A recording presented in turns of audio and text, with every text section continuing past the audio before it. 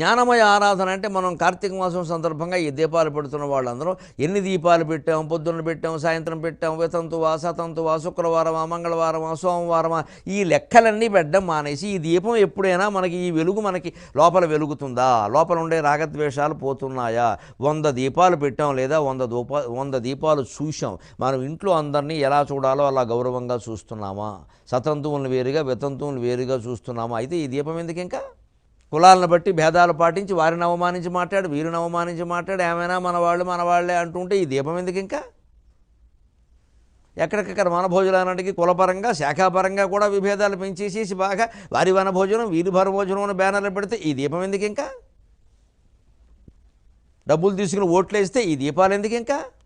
ఇదేనండి దీపం ప్రయోజనం. ఇప్పుడు ఆలోచించిన కార్తీక దీపం ఎంత గొప్పదో మొత్తం ప్రపంచాన్ని మార్చడానికి ఒక దీపం చాలు మనకు అర్థమైతే కదా. దీపం అంటే ప్రమిద, అందులో నూనె, అందులో